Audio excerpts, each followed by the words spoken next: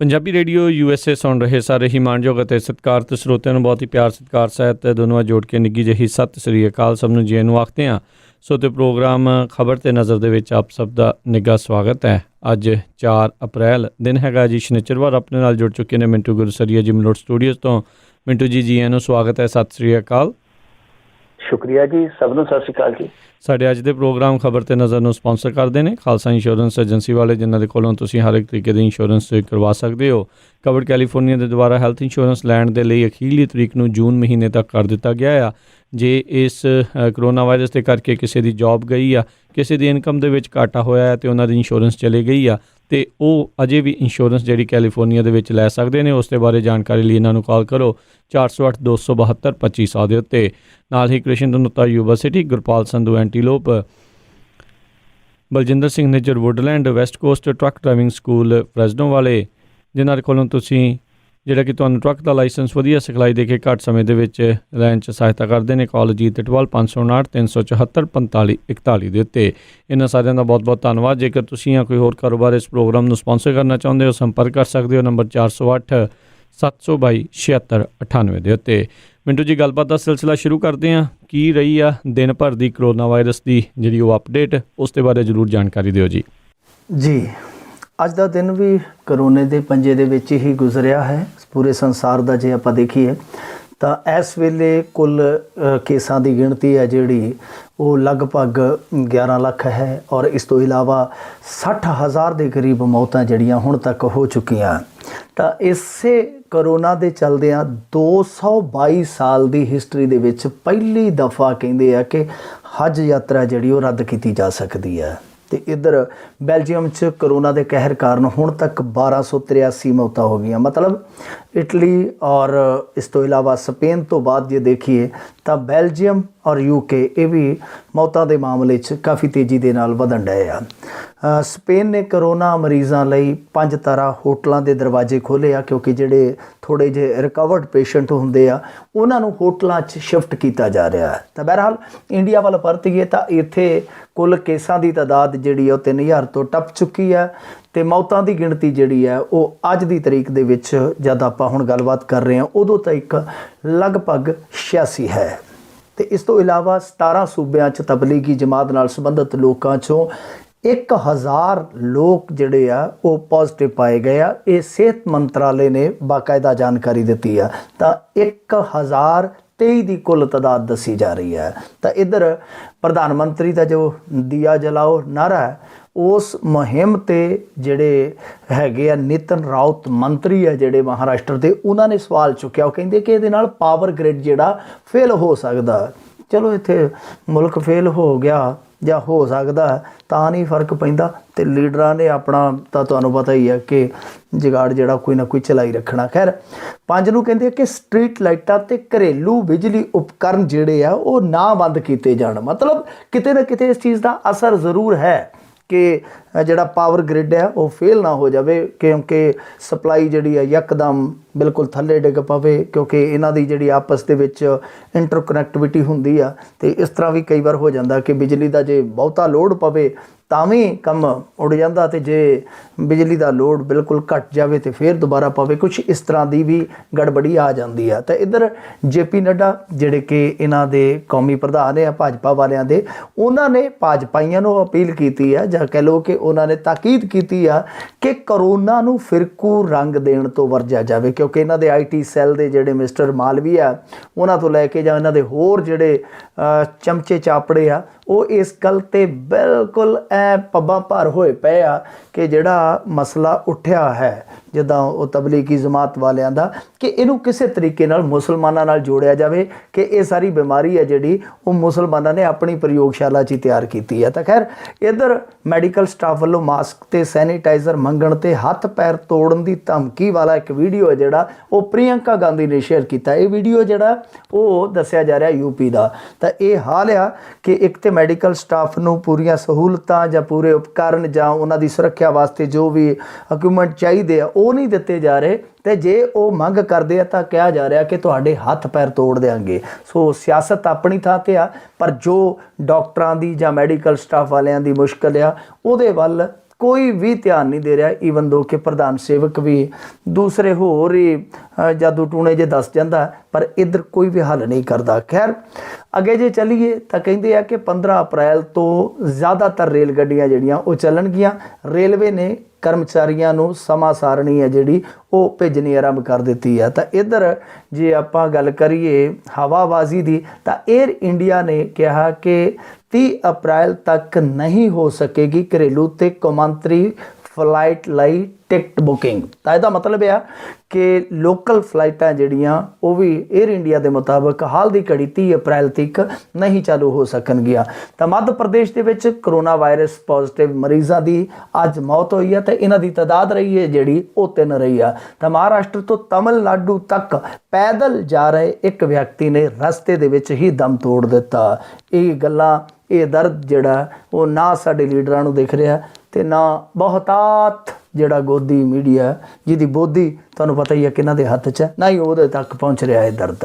ਤਾਂ ਇੱਧਰ ਗੁਜਰਾਤ ਦੇ ਵਿੱਚ ਕੁਆਰੰਟਾਈਨ ਦੌਰਾਨ ਪਤਨੀ ਨਾਲ ਹੋਈ ਲੜਾਈ 'ਚ ਪਤੀ ਨੇ ਫਾਹਾ ਲੈ ਲਿਆ। ਤਾਂ ਇੱਕ ਇਹ ਸਮਾਜਿਕ ਤਰਾਸਦੀ ਜਿਹੜੀ ਆ ਉਹ ਵੀ ਸਾਡੇ ਸਾਹਮਣੇ ਆ ਰਹੀ ਆ ਕਿ ਲੋਕ ਜਿਹੜੇ ਆ ਉਹ ਇੱਕ ਤੇ ਵੈਸੇ ਹੀ ਕਹੀਏ ਕਿ ਮਾਨਸਿਕ ਤੌਰ ਤੇ ਥੋੜਾ ਜਿਹਾ ਅੱਕੇ ਪਏ ਆ, ਤਾਂ ਦੂਸਰੇ ਪਾਸੇ ਜਿਹੜੇ ਲੜਾਈ ਝਗੜੇ ਆ ਉਹ ਵੀ ਹੁਣ ਇਸ ਦਿਸ਼ਾ ਵੱਲ ਜਾ ਰਹੇ ਜਿੱਥੇ ਤਬਾਹੀ ਹੈ, ਬਰਬਾਦੀ ਹੈ। ਤਾਂ ਪੰਜਾਬ ਨੂੰ ਪਰਤੀਏ। ਪੰਜਾਬ ਦੇ ਵਿੱਚ ਬਹਿਰਹਾਲ ਅਸੀਂ ਜੇ ਦੇਖੀਏ ਤਾਂ ਸਭ ਤੋਂ ਵੱਡਾ ਇਸ ਵੇਲੇ ਮਾਮਲਾ ਜਿਹੜਾ ਉਹ ਇਕਨੋਮੀ ਨੂੰ ਲੈ ਕੇ ਆ ਜਾਂ ਵਾਢੀ ਨੂੰ ਲੈ ਕੇ ਆ ਕਿ ਅੱਗੇ ਭਵਿੱਖ ਕੀ ਹੋਏਗਾ। ਤਾਂ ਕੈਪਟਨ ਅਮਰਿੰਦਰ ਸਿੰਘ ਹੋਰਾਂ ਨੇ ਇਸ ਮਾਮਲੇ ਤੇ ਪ੍ਰਤੀਕਰਮ ਦਿੱਤਾ। ਇੱਕ ਇੰਟਰਵਿਊ ਦੇ ਵਿੱਚ ਉਹਨਾਂ ਨੇ ਕਿਹਾ ਕਿ ਇਕਨੋਮੀ ਸਾਡੇ ਲਈ ਦੂਜੀ ਪਹਿਲ ਹੈ, ਮਤਲਬ ਕਿ ਦੂਜੇ ਨੰਬਰ ਤੇ ਆ। ਸਾਡੀ ਜਿਹੜੀ ਪਹਿਲੀ ਪਹਿਲ ਹੈ ਉਹ ਹੈ ਪੰਜਾਬੀਆਂ ਨੂੰ ਬਚਾਉਣਾ। ਤਾਂ ਇਹ ਅੱਛੀ ਗੱਲ ਹੈ, ਚੰਗੀ ਗੱਲ ਹੈ, ਪੰਜਾਬੀਆਂ ਨੂੰ ਬਚਾਓ, ਪਰ ਪੰਜਾਬ ਨੂੰ ਵੀ ਬਚਾਉਣਾ ਅਤੀ ਲਾਜ਼ਮੀ ਹੈ। ਤਾਂ ਦੂਜੀ ਚੀਜ਼ ਜਿਹੜੀ ਆ ਉਹ ਕੈਪਟਨ ਅਮਰਿੰਦਰ ਸਿੰਘ ਹੋਰਾਂ ਨੇ ਬਹੁਤ ਮਹੱਤਵਪੂਰਨ ਆਖੀ। ਉਹਨਾਂ ਨੇ ਆਖਿਆ ਕਿ ਕਰੋਨਾ ਵਾਇਰਸ ਫੈਲਾਉਣ ਲਈ NRIs ਦੋਸ਼ੀ ਨਹੀਂ ਹਨ। ਤਾਂ ਆਹ ਗੱਲ ਇਹਨਾਂ ਨੂੰ ਆਪਣੇ ਮੰਤਰੀਆਂ ਨੂੰ ਵੀ ਸਮਝਾਉਣੀ ਚਾਹੀਦੀ ਆ, ਜੋ ਪੱਬਾਂ ਭਾਰ ਹੋ ਕੇ NRIs ਨੂੰ ਇਸ ਤਰ੍ਹਾਂ ਬਲੇਮ ਕਰ ਰਹੇ ਆ ਜਿਸ ਤਰ੍ਹਾਂ NRIs ਨੇ ਕਰੋਨਾ ਦੀ ਫੈਕਟਰੀ ਲਾਈ ਹੋਵੇ ਆਪਣੇ ਮੁਲਕਾਂ 'ਚ। ਤਾਂ ਖੈਰ ਦੂਸਰੇ ਪਾਸੇ ਕੈਪਟਨ ਅਮਰਿੰਦਰ ਸਿੰਘ ਹੋਰਾਂ ਨੇ ਕਰਫਿਊ ਬਾਰੇ ਇੱਕ ਸੰਕੇਤ ਦਿੱਤਾ। ਉਹ ਕਹਿੰਦੇ ਆ ਕਿ ਦੇਖੋ ਇਹਦੀ ਜੋ ਐਕਸਟੈਂਸ਼ਨ ਹੈ ਕਰਫਿਊ ਦੀ ਉਹ ਹਾਲਾਤਾਂ ਤੇ ਮੁਨਸਰ ਕਰੇਗੀ, ਮਤਲਬ ਕਿ ਜਿਸ ਤਰ੍ਹਾਂ ਦੇ ਹਾਲਾਤ ਹੋਣਗੇ ਉਸ ਤਰ੍ਹਾਂ ਦਾ ਫੈਸਲਾ ਲਿਆ ਜਾਊਗਾ। ਜੇ ਹਾਲਾਤ ਠੀਕ ਹੁੰਦੇ ਆ, ਕਾਬੂ ਹੇਠ ਹੁੰਦੇ ਆ, ਤਾਂ ਫਿਰ ਇਹ ਖਤਮ ਕੀਤਾ ਜਾ ਸਕਦਾ 14-15 ਨੂੰ, ਅਦਰਵਾਈਜ਼ ਇਹ ਅੱਗੇ ਵਧਾਇਆ ਜਾ ਸਕਦਾ। ਤਾਂ ਦੂਸਰੇ ਪਾਸੇ ਸੁਖਬੀਰ ਸਿੰਘ ਬਾਦਲ ਨੇ ਸਿਹਤ ਮੰਤਰੀ ਤੇ ਨਿਸ਼ਾਨਾ ਕੱਸਿਆ। ਉਹ ਕਹਿੰਦੇ ਆ ਕਿ ਭਾਈ ਨਿਰਮਲ ਸਿੰਘ ਜੀ ਦੀ ਮੌਤ ਜਿਹੜੀ ਹੋਈ ਹੈ ਉਹ ਲਾਪਰਵਾਹੀ ਕਰਕੇ, ਘੋਰ ਲਾਪਰਵਾਹੀ ਕਰਕੇ ਹੋਈ ਹੈ। ਤਾਂ ਵੈਸੇ ਤੁਸੀਂ ਦੇਖ ਹੀ ਲਿਆ ਹੋਣਾ ਆਡੀਓ ਜਿਹੜੀ ਉਹ ਵਾਇਰਲ ਹੋਈ ਆ, ਉਹਦੇ ਵਿੱਚ ਸਾਫ਼ ਤੌਰ ਤੇ ਇਹ ਮਿਲਦਾ ਹੀ ਆ ਕਿ ਉਹਨਾਂ ਦੀ ਮੌਤ ਪਿੱਛੇ ਜੇ ਕਰੋਨਾ ਜ਼ਿੰਮੇਵਾਰ ਆ ਤਾਂ ਉਸ ਤੋਂ ਪਹਿਲਾਂ ਸਾਡਾ ਸਿਸਟਮ ਵੀ ਜ਼ਿੰਮੇਵਾਰ ਆ। ਤਾਂ ਦੂਸਰੇ ਪਾਸੇ ਦਬਾਅ ਬਣਿਆ ਸੋਸ਼ਲ ਮੀਡੀਆ ਦਾ, ਦਬਾਅ ਬਣਿਆ ਸਿਆਸੀ ਬਿਆਨਾਂ ਦਾ। ਤਾਂ ਇਸੇ ਦੇ ਚੱਲਦਿਆਂ ਜਿਹੜੇ ਓਮ ਪ੍ਰਕਾਸ਼ ਸੋਨੀ ਹੈ ਜਿਹੜੇ ਇਹਨਾਂ ਦੇ ਮੰਤਰੀ, ਉਹਨਾਂ ਨੇ ਸਫਾਈ ਦਿੱਤੀ। ਉਹ ਕਹਿੰਦੇ ਕਿ ਡਾਕਟਰਾਂ ਨੇ ਭਾਈ ਨਿਰਮਲ ਸਿੰਘ ਖਾਲਸਾ ਨੂੰ ਬਚਾਉਣ ਵਾਸਤੇ ਭਰਪੂਰ ਯਤਨ ਕੀਤੇ ਔਰ ਉਹਨਾਂ ਨੂੰ VIP ਟ੍ਰੀਟਮੈਂਟ ਦਿੱਤਾ। ਤੇ ਉਹ ਕਹਿੰਦੇ ਕਿ ਉਹ ਬਿਰਧ ਹੋਏ ਪਏ ਸਨ ਤੇ ਸ਼ਾਇਦ ਉਹ ਡਰ ਗਏ, ਮਤਲਬ ਕਿ ਉਹਨਾਂ ਦਾ ਹੌਸਲਾ ਟੁੱਟ ਗਿਆ, ਇਸ ਕਰਕੇ ਉਹ ਰੋਂਦੇ ਨਜ਼ਰ ਆਇਆ। ਇਲਾਜ 'ਚ ਆਪਾਂ ਕੋਈ ਕਮੀ ਪੇਸ਼ੀ ਨਹੀਂ ਛੱਡੀ। ਤਾਂ ਦੂਸਰੇ ਪਾਸੇ ਇੱਧਰ ਦੇਰ ਸ਼ਾਮ ਪੁਸ਼ਟੀ ਹੋ ਗਈ ਕਿ ਨਿਰਮਲ ਸਿੰਘ ਖਾਲਸਾ ਜੀ ਦੇ ਜਿਹੜੇ ਸੁਪੁੱਤਰੀ ਨੇ ਉਹਨਾਂ ਨੂੰ ਵੀ ਕਰੋਨਾ ਹੈ, ਮਤਲਬ ਕਿ ਉਹਨਾਂ ਦੀ ਰਿਪੋਰਟ ਵੀ ਪੋਜ਼ਿਟਿਵ ਆ ਗਈ ਆ। ਦੂਜੇ ਪਾਸੇ ਅੱਜ ਫਿਰ ਕਰਫਿਊ ਦਾ ਉਲੰਘਣ ਕਰਨ ਵਾਲਿਆਂ ਤੇ ਬਹੁਤ ਡੰਡਾ ਚੱਲਿਆ। ਇਹਨਾਂ ਨੇ ਡਰੋਨ ਸੇਵਾਵਾਂ ਲਈਆਂ ਨੇ। 48 ਘੰਟਿਆਂ ਦੇ ਦੌਰਾਨ 1250 ਦੇ ਕਰੀਬ ਬੰਦੇ ਆ ਜਿਹੜੇ ਉਹ ਇਹਨਾਂ ਨੇ ਫੜੇ ਆ ਤੇ ਵੱਖ-ਵੱਖ ਜਿਹੜੀਆਂ ਆਰਜ਼ੀ ਜੇਲ੍ਹਾਂ ਉਹਦੇ ਵਿੱਚ ਡੱਕੇ ਗਏ ਆ। ਤਾਂ ਡਰੋਨ ਦਾ ਜੇ ਇਸਤੇਮਾਲ ਇਹੋ ਜਿਹੀਆਂ ਚੀਜ਼ਾਂ ਵਾਸਤੇ ਕੀਤਾ ਜਾ ਸਕਦਾ ਤਾਂ ਮੇਰੇ ਖਿਆਲ ਦੇ ਨਾਲ ਡਰੋਨ ਦਾ ਇਸਤੇਮਾਲ ਦੂਜੀਆਂ ਸੇਵਾਵਾਂ ਵਾਸਤੇ ਵੀ ਕਰਨਾ ਚਾਹੀਦਾ। ਮਸਲਨ ਕਿਸੇ ਦੀ ਮੈਡੀਕਲ ਰਿਪੋਰਟ ਮੰਗਾਉਣੀ ਆ, ਕਲੈਕਟ ਕਰਨੀ ਆ, ਦਵਾਈ ਭੇਜਣੀ ਆ, ਇਹੋ ਜਿਹੀਆਂ ਚੀਜ਼ਾਂ ਵਾਸਤੇ ਫਿਰ ਡਰੋਨ ਦੀ ਸੇਵਾ ਕਿਉਂ ਨਹੀਂ ਲਈ ਜਾ ਰਹੀ, ਇਹ ਵੀ ਇੱਕ ਸਵਾਲ ਰਹੇਗਾ। ਤਾਂ ਇੱਧਰ ਟੈਸਟ ਵਧਾਉਣ ਲਈ ਪੰਜਾਬ ਸਰਕਾਰ ਪਹਿਲਾਂ ਹੀ ਕੇਂਦਰ ਸਰਕਾਰ ਨੂੰ ਕਹਿੰਦੀ ਆ ਰਹੀ ਹੈ। ਇਹਨਾਂ ਨੇ ਸਾਫ਼ ਕਰ ਦਿੱਤਾ ਕੈਪਟਨ ਸਰਕਾਰ ਨੇ ਕਿ ਭਾਈ ਅਸੀਂ ਟੈਸਟਿੰਗ ਦੇ ਮਾਮਲੇ ਦੇ ਵਿੱਚ ਲੇਜ਼ੀ ਨਹੀਂ ਆ, ਅਸੀਂ ਸੁਸਤ ਨਹੀਂ ਆ, ਅਸੀਂ ਸਰਕਾਰ ਨੂੰ ਯਾਨੀ ਕੇਂਦਰ ਸਰਕਾਰ ਨੂੰ ਪਹਿਲਾਂ ਹੀ ਅਪੀਲ ਕਰ ਚੁੱਕੇ ਹਾਂ। ਤਾਂ ਟੈਸਟਿੰਗ ਦਾ ਇੱਕ ਸਵਾਲ ਹੈ ਜਿਹੜਾ ਉਹ ਇੰਡੀਆ ਵਾਂਗੂ ਪੰਜਾਬ ਤੇ ਵੀ ਲਾਗੂ ਹੋ ਰਿਹਾ ਕਿ ਮਾਸ ਟੈਸਟਿੰਗ ਇੱਥੇ ਕਿਉਂ ਨਹੀਂ ਕੀਤੀ ਜਾ ਰਹੀ। ਤਾਂ ਇੱਧਰ ਫਰੀਦਕੋਟ ਦੇ ਵਿੱਚ ਪਹਿਲਾ ਕਰੋਨਾ ਵਾਇਰਸ ਪੀੜਤ ਅੱਜ ਮਿਲਿਆ। ਮਾਨਸਾ ਦੇ ਵਿੱਚ ਵੀ 3 ਪੋਜ਼ਿਟਿਵ ਪਾਏ ਗਏ ਆ। ਤਾਂ ਮਾਨਸਾ ਫਰੀਦਕੋਟ ਮਤਲਬ ਕਿ ਕੁਝ ਚੰਦ ਜ਼ਿਲ੍ਹੇ ਹੀ ਰਹਿ ਗਏ ਆ। ਤਾਂ ਇਸ ਤੋਂ ਅੱਗੇ ਜੇ ਚੱਲੀਏ ਬਠਿੰਡਾ, ਮੁਕਤਸਰ, ਫਾਜ਼ਿਲਕਾ, ਉਤੋਂ ਅੱਗੇ ਪੰਜਾਬ ਮੁੱਕ ਜਾਂਦਾ ਹੈ। ਤਾਂ ਫਿਰ ਅੱਗੇ ਇਹਨਾਂ ਨੇ ਇੱਕ ਹੋਰ ਐਲਾਨ ਕੀਤਾ ਕਿ ਮਿਡ ਡੇ ਮੀਲ ਵੰਡਣ ਵਾਸਤੇ ਸਰਕਾਰੀ ਸਕੂਲਾਂ ਦੇ ਅਧਿਆਪਕਾਂ ਨੂੰ ਸ਼ਨਾਖਤੀ ਕਾਰਡ ਜਾਰੀ ਕੀਤੇ ਜਾਣਗੇ, ਕਿਉਂਕਿ ਇਹਨਾਂ ਨੇ ਇਹ ਹੁਣ ਪਾਲਿਸੀ ਲਿਆਂਦੀ ਆ ਕਿ ਜਿਹੜੇ ਬੱਚੇ ਮਿਡ ਡੇ ਮੀਲ ਦੇ ਦਾਇਰੇ 'ਚ ਆਉਂਦੇ ਆ ਉਹਨਾਂ ਦਾ ਭੋਜਨ ਹੈ ਜਿਹੜਾ ਉਹਨਾਂ ਦੇ ਘਰ ਤੱਕ ਪਹੁੰਚਾਇਆ ਜਾਵੇ। ਤਾਂ ਇੱਧਰ ਇੱਕ ਹੋਰ ਇਹ ਕਰੋਨਾ ਦੀ ਤਰਾਸਦੀ ਦੇ ਦਰਮਿਆਨ ਬਹੁਤ ਹੀ ਸ਼ਰਮਨਾਕ ਘਟਨਾ ਵਾਪਰੀ ਆ ਕਿ ਹਸਪਤਾਲ ਨੇ ਦਾਖਲ ਨਹੀਂ ਕੀਤਾ ਗਰਭਵਤੀ ਨੂੰ, ਤਾਂ ਮਹਿਲਾ ਨੇ ਔਰਤ ਨੇ ਸੜਕ ਤੇ ਬੱਚੇ ਨੂੰ ਜਨਮ ਦਿੱਤਾ। ਪਰ ਇਹਦੇ ਵਿੱਚ ਇੱਕ ਸੁਖਦ ਪੱਖ ਕਹਾਣੀ ਦਾ ਇਹ ਰਿਹਾ ਕਿ ਜੋ ਪੁਲਿਸ ਮੁਲਾਜ਼ਮ ਸਨ ਉਹਨਾਂ ਨੇ ਬਹੁਤ ਜ਼ਿਆਦਾ ਇਸ ਫੈਮਿਲੀ ਨੂੰ ਕੋਆਪਰੇਟ ਕੀਤਾ। ਤਾਂ ਇੱਧਰ ਕੁਝ ਅੱਛੀਆਂ ਖਬਰਾਂ ਨੇ। ਚੰਡੀਗੜ੍ਹ ਦੇ ਵਿੱਚੋਂ 3 ਮਰੀਜ਼ਾਂ ਦੀ ਰਿਕਵਰੀ ਹੋਈ ਆ। ਇਹ ਮਰੀਜ਼ ਜਿਹੜੇ ਆ ਉਹ ਹੁਣ ਜਾਨੀ ਕਹਿ ਸਕਦੇ ਕਿ ਪੋਜ਼ਿਟਿਵ ਤੋਂ ਨੈਗੇਟਿਵ ਨੇ। ਇੱਧਰ ਡਾਕਟਰ SP ਸਿੰਘ ਓਬਰਾਏ ਆ ਜਿਹੜੇ ਉਹਨਾਂ ਨੇ ਐਲਾਨ ਕੀਤਾ, ਉਹ ਕਹਿੰਦੇ ਕਿ ਅੰਮ੍ਰਿਤਸਰ, ਗੁਰਦਾਸਪੁਰ, ਨਵਾਂ ਸ਼ਹਿਰ ਅਤੇ ਟਾਂਡਾ ਦੇ ਪ੍ਰਸ਼ਾਸਨ ਨੂੰ 2-2 ਵੈਂਟੀਲੇਟਰ ਦੇ ਦਿੱਤੇ ਗਏ ਆ। ਤੇ ਇਹ ਅੱਛੀ ਗੱਲ ਆ, ਦੂਸਰਿਆਂ ਨੂੰ ਵੀ ਕੋਸ਼ਿਸ਼ ਕਰਨੀ ਚਾਹੀਦੀ ਆ। ਤੀਜੀ ਅੱਛੀ ਗੱਲ ਇਹ ਆ ਕਿ ਰਵਨੀਤ ਸਿੰਘ ਬਿੱਟੂ ਉਹ ਆਪਣੇ 10 ਗਨਮੈਨ ਜਿਹੜੇ ਆ ਉਹ ਛੱਡ ਦਿਓ, ਕਹਿੰਦੇ ਕਿ ਆਪਾਂ 10 ਗਨਮੈਨ ਜਿਹੜੇ ਆ ਛੱਡ ਦਿੱਤੇ ਗਏ। ਇੱਧਰ 80% ਸ਼ਿਵ ਸੈਨਿਕਾਂ ਤੋਂ ਵੀ ਗਨਮੈਨ ਵਾਪਸ ਬੁਲਾ ਲਏ ਗਏ। ਇਹਨਾਂ ਦਾ ਇੱਕ ਸ਼ਿਵ ਸੈਨਿਕ ਸੂਰੀ ਪੁਲਿਸ ਨੇ ਚੱਕ ਵੀ ਲਿਆ, ਉਹਨੇ ਕੋਈ ਟਿੱਪਣੀ ਕੀਤੀ ਸੀ ਮੁਸਲਮਾਨ ਭਾਈਚਾਰੇ ਤੇ। ਇਸ ਤੋਂ ਇਲਾਵਾ ਇੱਕ ਅਹਿਮ ਗੱਲ ਜਿਹੜੀ ਅੱਜ ਸਾਡੇ ਸਾਹਮਣੇ ਆਈ ਆ ਉਹ ਇਹ ਆ ਕਿ ਸੰਸਕਾਰ ਤੋਂ 16 ਦਿਨ ਬਾਅਦ ਵੀ ਬਲਦੇਵ ਸਿੰਘ ਦੇ ਫੁੱਲ ਚੁਗੇ ਨਹੀਂ ਗਏ। ਉਹਦਾ ਕਾਰਨ ਇਹ ਹੋਆ ਕਿ ਉਹਨਾਂ ਦੇ ਬਹੁਤੇ ਪਰਿਵਾਰਕ ਮੈਂਬਰ, ਤੁਹਾਨੂੰ ਪਤਾ ਹੀ ਹੈ ਕਿ ਉਹ ਇਸ ਵੇਲੇ ਅਲੈਦਗੀ ਦੇ ਵਿੱਚ ਆ।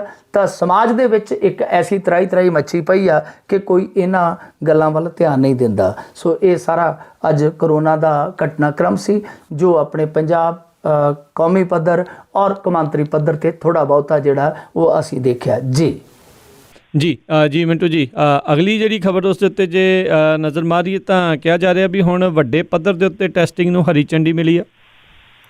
ਹਾਂ ਬਿਲਕੁਲ, ਪਛੜ ਕੇ ਸਹੀ, ਦੇਰ ਨਾਲ ਸਹੀ, ਇੰਡੀਆ ਨੇ ਟੈਸਟਿੰਗ ਵਾਲੇ ਪਾਸੇ ਹੁਣ ਪੈਰ ਧਰਨਾ ਜਿਹੜਾ ਸ਼ੁਰੂ ਕਰ ਦਿੱਤਾ ਔਰ ਇਹਦੇ ਤੋਂ ਬਗੈਰ ਗੁਜ਼ਾਰਾ ਵੀ ਨਹੀਂ ਹੋਣਾ। ਜੇ ਤੁਸੀਂ ਵੇਖੋ ਕਿ ਇੰਡੀਆ ਬਹੁਤ ਪਛੜਿਆ ਹੋਇਆ ਪਰ ਕੈਪਟਾ ਟੈਸਟਿੰਗ ਜੇ ਆਪਾਂ ਵੇਖੀਏ ਨਾ ਸਾਡੀ, ਉਹ ਪਾਕਿਸਤਾਨ ਤੋਂ ਵੀ ਪਛੜੀ ਹੋਈ ਹੈ। ਜੇ 10 ਲੱਖ ਵਸੋਂ ਪਿੱਛੇ ਆਪਾਂ ਵੇਖੀਏ ਟੈਸਟ ਉਹਨਾਂ ਦੇ 69 ਹੈ, ਸਾਡੇ ਕਿੰਨੇ ਆ ਹੁਣ ਤੱਕ 35।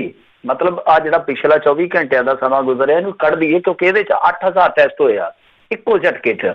ਤਾਂ ਪਹਿਲਾਂ ਕਿੰਨੇ ਸੀ ਮੇਰੇ ਖਿਆਲ ਦੇ ਨਾਲ ਹੁਣ ਤੱਕ 45-46 ਹਜ਼ਾਰ ਤੱਕ।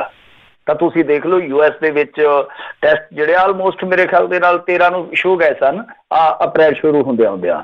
ਇਸ ਤੋਂ ਇਲਾਵਾ ਇਟਲੀ ਨੇ 5.5 ਲੱਖ ਕੀਤਾ ਹੋਇਆ ਸੀ ਜਦ ਤੱਕ, ਦੱਖਣ ਕੋਰੀਆ ਨੇ 4.5 ਲੱਖ, UAE ਉਹਨਾਂ ਨੇ 2.25 ਲੱਖ। ਉਹਨਾਂ ਦੀ ਵਸੋਂ ਵੀ ਬਹੁਤ ਘੱਟ ਹੈ, ਤੁਹਾਨੂੰ ਪਤਾ ਹੀ ਆ। ਤੇ ਜੇ ਵੇਖੀਏ ਤਾਂ 10 ਲੱਖ ਵਸੋਂ ਪਿੱਛੇ ਉਹਨਾਂ ਦੇ 22,918 ਟੈਸਟ ਹੋਏ ਆ, ਜੋ ਕਿ ਇੱਕ ਰਿਕਾਰਡ ਹੈ, ਪੂਰੀ ਦੁਨੀਆ ਦੇ ਵਿੱਚ ਰਿਕਾਰਡ ਆ ਇਸ ਟਾਈਮ ਦਾ। ਤਾਂ ਜੇ ਇੰਡੀਆ ਦੇ ਲਿਹਾਜ਼ ਨਾਲ ਦੇਖੀਏ ਤਾਂ ਬਹੁਤ ਜ਼ਿਆਦਾ ਪਛੜ ਗਏ ਆ। ਹੁਣ ਇਹਨਾਂ ਨੇ ਐਲਾਨ ਕੀਤਾ ਵਾ ਕਿ ਅਸੀਂ ਬਹੁਤ ਵੱਡੇ ਪੱਧਰ ਤੇ ਟੈਸਟਿੰਗ ਸ਼ੁਰੂ ਕਰਾਂਗੇ। ਉਹਦੇ ਵਾਸਤੇ ਇਹਨਾਂ ਨੇ ਟੈਸਟਿੰਗ ਕਿੱਟ ਵੀ ਜਿਹੜੀ ਆ ਬਣਾਉਣੀ ਸ਼ੁਰੂ ਕਰ ਦਿੱਤੀ। 18 ਅਪ੍ਰੈਲ ਤੋਂ ਦੱਸਦੇ ਉਹ ਵੀ ਆ ਜਾਊਗੀ। ਪਰ ਜਦ ਤੱਕ ਇਹ ਕਹਿੰਦੇ ਕਿ ਵੱਡੇ ਪੱਧਰ ਤੇ ਟੈਸਟ ਜੋ ਵੀ ਸਾਡੇ ਕੋਲ ਵਸੀਲੇ ਹੈਗੇ ਆ ਉਹ ਸਾਰੇ ਦੇ ਸਾਰੇ ਝੋਕ ਕੇ ਉਹਨਾਂ ਦੇ ਰਾਹੀਂ ਉਹ ਅਸੀਂ ਇਹ ਕਰਾਂਗੇ। ਤਾਂ ਇਹ ਬਹੁਤ ਜ਼ਰੂਰੀ ਸੀਗਾ। ਜ਼ਰੂਰੀ ਕਿਉਂ? ਹੁਣ ਦੇਖੋ ਇੰਡੀਆ ਦਾ ਲਾਕਡਾਊਨ ਹੈ ਜਿਹੜਾ ਉਹ ਪਤਾ ਨਹੀਂ ਅੱਗੇ ਵਧੇਗਾ ਜਾਂ ਨਹੀਂ ਵਧੇਗਾ। ਤੇ ਕੈਂਬਰਿਜ ਯੂਨੀਵਰਸਿਟੀ ਦੀ ਇੱਕ ਖੋਜ ਆ ਕਿ ਜੇ ਦੇਖੋ ਲਾਕਡਾਊਨ ਤੁਸੀਂ ਇੱਕ ਵਾਰੀ ਕਰ ਦਿੱਤਾ, ਠੀਕ ਆ, ਤੁਹਾਡਾ ਕਰਵ ਹੈ ਜਿਹੜਾ ਉਹ ਇੱਕ ਵਾਰੀ ਫਲੈਟਨ ਰਹਿ ਸਕਦਾ ਜਾਂ ਥੱਲੇ ਆ ਸਕਦਾ। ਜਦ ਤੁਸੀਂ ਉਹ ਖੋਲੋਗੇ ਨਾਲ ਦੀ ਨਾਲ ਤੁਹਾਡਾ ਕਰਵ ਜਿਹੜਾ ਉਹ ਸ਼ੂਟ ਹੋ ਜਾਏਗਾ, ਪੂਰਾ ਉਹ ਸ਼ੂਟਾ ਵੱਟ ਜਾਏਗਾ। ਤਾਂ ਇਸੇ ਤਰ੍ਹਾਂ ਉਹ ਕਹਿੰਦੇ ਕਿ ਜਦ ਤੁਸੀਂ 3 ਲਾਕਡਾਊਨ ਜਾਂ 4 ਲਾਕਡਾਊਨ ਕਰੋ ਫਿਰ ਗੱਲ ਬਣੇਗੀ। ਤੇ ਅਦਰਵਾਈਜ਼ ਜੇ ਤੁਸੀਂ ਲਾਕਡਾਊਨ ਖੋਲਣਾ, ਖੋਜ ਕੀ ਕਹਿੰਦੀ ਆ ਕਿ ਜੇ ਲਾਕਡਾਊਨ ਖੋਲਣਾ ਫਿਰ ਤੁਹਾਡੇ ਕੋਲ ਪਲੈਨਿੰਗ ਹੋਣੀ ਚਾਹੀਦੀ। ਪਲੈਨਿੰਗ ਕਿਸ ਤਰ੍ਹਾਂ ਬਣੂਗੀ? ਡਾਟੇ ਨਾਲ, ਕਿਉਂਕਿ ਤੁਹਾਨੂੰ ਪਤਾ ਲੱਗੇਗਾ ਨਾ ਕਿ ਕਿੱਥੇ ਕਿੰਨੇ ਮਰੀਜ਼ ਜ਼ਿਆਦਾ ਆ, ਮਤਲਬ ਹੌਟਸਪੌਟ ਕਿਹੜੇ ਆ ਦੇਸ਼ ਦੇ। ਜਦ ਲਾਕਡਾਊਨ ਤੁਸੀਂ ਖੋਲਣਾ, ਹੁਣ ਇਹ ਤੇ ਹੈ ਨਹੀਂ ਕਿ ਤਾਲਾਬੰਦੀ ਕਰਕੇ ਤੁਸੀਂ ਸਾਰਾ ਮੁਲਕ ਭੁੱਖਾ ਮਾਰ ਦਿਓਗੇ। ਤੁਹਾਨੂੰ ਜੋ ਵੀ ਹੈ ਜੋ ਆਰਥਿਕ ਐਕਟੀਵਿਟੀ ਹੈ ਉਹ ਸ਼ੁਰੂ ਕਰਨੀ ਪਊਗੀ, ਅੱਜ ਨਹੀਂ ਕੱਲ। ਤਾਂ ਉਹਦੇ ਵਾਸਤੇ ਜੇ ਤੁਹਾਡੇ ਕੋਲ ਸਹੀ ਡਾਟਾ ਹੋਏਗਾ ਕਿ ਇਸ ਸਟੇਟ ਦੇ ਵਿੱਚ ਇਹਦਾ ਡੰਗ ਤੇਜ਼ ਆ, ਇਸ ਸਟੇਟ ਦੇ ਵਿੱਚ ਘੱਟ ਆ, ਇਹਨਾਂ ਜ਼ਿਲ੍ਹਿਆਂ 'ਚ ਜ਼ਿਆਦਾ, ਜਾਂ ਆਹ ਪਾਰਟੀਕੂਲਰ ਹੌਟਸਪੌਟ ਆ, ਤਾਂ ਤੁਹਾਨੂੰ ਬਹੁਤ ਸੌਖ ਹੋ ਜਾਏਗੀ। ਤਾਂ ਮੇਰੇ ਖਿਆਲ ਦੇ ਨਾਲ ਇਹ ਹੁਣ ਇਸੇ ਕਰਕੇ ਹੀ ਜਾ ਰਹੇ ਆ ਇਸ ਕਦਮ ਦੇ ਵੱਲ ਕਿ ਹਾਂ ਭਾਈ ਅਸੀਂ ਟੈਸਟਿੰਗ ਕਰੀਏ, ਕਿਉਂਕਿ ਕੱਲ ਨੂੰ ਸਾਨੂੰ ਇਸ ਡਾਟੇ ਦੀ ਜ਼ਰੂਰਤ ਪੈਣੀ ਹੈ। ਸੋ ਮੈਂ ਸਮਝਦਾ ਕਿ ਦੇਰ ਨਾਲ ਸਹੀ ਪਰ ਇਹਨਾਂ ਨੇ ਇੱਕ ਅੱਛਾ ਕਦਮ ਚੁੱਕਿਆ। ਔਰ ਹੁਣ ਦੇਖਿਓ ਤੁਸੀਂ ਇੰਡੀਆ ਦਾ ਜਿਹੜਾ ਆਪਾਂ ਵੇਖੀਏ ਨੰਬਰ ਆਫ ਕੇਸ ਵਾਲਾ ਮਾਮਲਾ ਹੈ ਉਹ ਬਹੁਤ ਜ਼ਿਆਦਾ ਵਧੇਗਾ। ਕਿਉਂਕਿ ਕੱਲ ਹੀ ਟੈਸਟ ਹੋਇਆ, ਕੱਲ ਜ਼ਿਆਦਾ ਟੈਸਟ ਹੋਇਆ ਤੇ ਕੱਲ ਹੀ ਅੰਕੜਾ ਜਿਹੜਾ ਉਹ ਵੇਖ ਲਓ ਯਕਦਮ 2000 ਦੇ ਗੇੜ ਚੋਂ ਨਿਕਲ ਕੇ 3000 ਦੇ ਗੇੜ 'ਚ ਪਹੁੰਚ ਗਿਆ ਸੀ। ਜੀ ਜੀ ਬਿਲਕੁਲ, ਇਹ ਤਾਂ ਸਾਰਿਆਂ ਨੇ ਹੀ ਚਿੰਤਾ ਜਿਹੜੀ ਆ ਉਹ ਜ਼ਾਹਰ ਕੀਤੀ ਸੀ ਵੀ ਇੱਦਾਂ ਹੀ ਹੋਵੇਗਾ। ਹਾਲ ਦੀ ਘੜੀ ਤਾਂ ਚਲੋ ਜਿਹੜਾ ਬਚਾਇਆ, ਪਰ ਜਿਉਂ-ਜਿਉਂ ਟੈਸਟਿੰਗ ਵਧੇਗੀ ਤੇ ਪ੍ਰੋਬਲਮ ਵੀ ਜਿਹੜੀ ਉਹ ਵੱਧ ਸਕਦੀ ਆ। ਅਗਲੀ ਮਿੰਟੋ ਜੀ ਗੱਲ ਕਰਦੇ, ਕਹਿੰਦੇ ਦਿਹਾੜੀਦਾਰ ਮਜ਼ਦੂਰਾਂ ਨੂੰ ਦਿਹਾੜੀ ਦੇ ਲਈ ਹੁਣ ਸੁਪਰੀਮ ਕੋਰਟ ਦੇ ਵਿੱਚ ਜਿਹੜੀ ਆ ਸੁਣਵਾਈ। ਦੇਖੋ ਇਸ ਵੇਲੇ ਜਿਹੜੀ ਸਭ ਤੋਂ ਵੱਡੀ ਮਾਰ ਪਈ ਆ ਨਾ, ਉਹ ਮਾਰ ਪਈ ਆ ਮਜ਼ਦੂਰ ਵਰਗ ਤੇ। ਮਜ਼ਦੂਰ ਵਰਗ ਤੇ ਇਉਂ ਪਈ ਹੈ, ਇੱਕ ਤੇ ਸਾਰਾ ਇਨਫਾਰਮਲ ਸੈਕਟਰ ਹੈ ਜਿਹੜਾ ਉਹ ਢਹਿ-ਢੇਰੀ ਹੋ ਗਿਆ। ਆਪਾਂ ਨੂੰ ਸਭ ਨੂੰ ਪਤਾ ਕਿ ਇੰਡੀਆ ਦੀ ਜਿਹੜੀ ਇਕੋਨਮੀ ਆ ਉਹ ਇਨਫਾਰਮਲ ਸੈਕਟਰ ਤੇ ਬਹੁਤ ਜ਼ਿਆਦਾ ਨਿਰਭਰ ਕਰਦੀ ਆ। ਤਾਂ ਇਨਫਾਰਮਲ ਸੈਕਟਰ ਦੇ ਵਿੱਚ ਤੁਹਾਨੂੰ ਪਤਾ ਹੀ ਹੈ ਛੋਟੇ ਛੋਟੇ ਕਾਮੇ, ਛੋਟੇ ਛੋਟੇ ਮਜ਼ਦੂਰ, ਛੋਟੇ ਛੋਟੇ ਜਿਹੜੇ ਕਾਰੋਬਾਰੀ ਆ ਉਹ ਬਹੁਤ ਵੱਡੀ ਭੂਮਿਕਾ ਅਦਾ ਕਰਦੇ ਆ। ਤਾਂ ਇਹ ਜਦੋਂ ਸੈਕਟਰ ਬਿਲਕੁਲ ਹੀ ਚੌਪਟ ਹੋ ਗਿਆ ਲਾਕਡਾਊਨ ਦੇ ਸਦਕਾ, ਤਾਂ ਫਿਰ ਉਸ ਤੋਂ ਬਾਅਦ ਮਜ਼ਦੂਰਾਂ ਲਈ ਦੂਸਰੀ ਸਮੱਸਿਆ ਆਈ।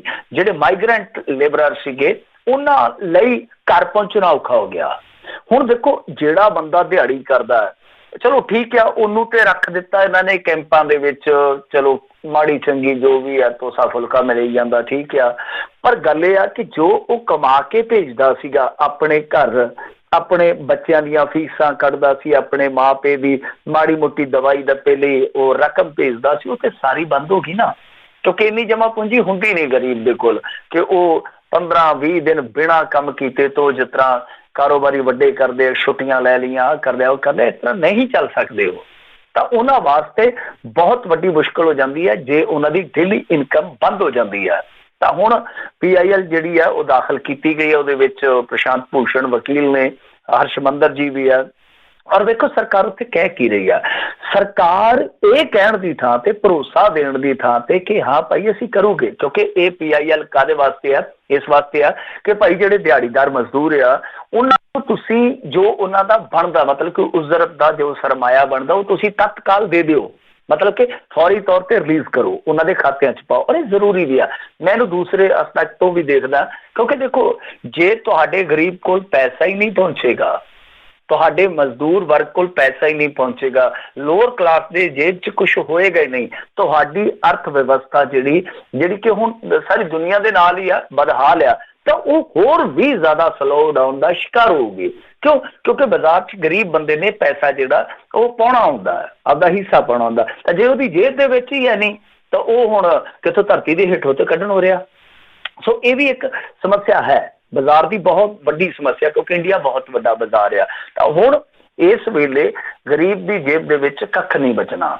ਹਾਂ ਠੀਕ ਹੈ, ਤੁਸੀਂ ਅਨਾਜ ਦੇ ਦਿੱਤਾ, ਦਾਲ ਦੇ ਦਿੱਤੀ, ਪਰ ਇਹ ਸਭ ਕੁਛ ਜ਼ਿੰਦਗੀ ਦੀਆਂ ਸਾਰੀਆਂ ਜ਼ਰੂਰਤਾਂ ਪੂਰੀਆਂ ਨਹੀਂ ਕਰਦਾ। ਤਾਂ ਬਹਰਹਾਲ ਜੋ ਇਹਨਾਂ ਨੇ ਪਟੀਸ਼ਨ ਪਾਈ ਉਹਦੇ ਜਵਾਬ 'ਚ ਉੱਥੇ ਸਰਕਾਰ ਜੋ ਕਹਿ ਰਹੀ ਹੈ ਬੜਾ ਦਿਲਚਸਪ ਮਾਮਲਾ ਹੈ। ਉਹ ਕਹਿ ਰਹੇ ਆ ਕਿ ਦੇਖੋ ਜੀ ਇਹ PIL ਦੀ ਦੁਕਾਨ ਬੰਦ ਹੋਣੀ ਚਾਹੀਦੀ ਹੈ। ਇਹਨਾਂ ਨੂੰ ਕੀ ਪਤਾ, ਇਹ ਇੱਥੇ ਆਪਣੇ ਕਮਰਿਆਂ ਦੇ ਵਿੱਚ ਬੈਠੇ ਗਰੀਬਾਂ ਦੀਆਂ ਗੱਲਾਂ ਕਰਦੇ ਆ, ਆਪਣੀਆਂ ਮਸ਼ਹੂਰੀਆਂ ਭਾਲਦੇ ਆ। ਸਰਕਾਰ ਬਹੁਤ ਕੁਛ ਕਰਦੀ ਹੈ। ਦੇਖੋ PIL ਵਾਲਿਆਂ ਨੂੰ ਉਹ ਕਹਿ ਰਹੇ ਆ ਕਿ ਇਹ ਆਪ ਕਿਉਂ ਨਹੀਂ ਕੁਛ ਜਾ ਕੇ ਕਰਦੇ।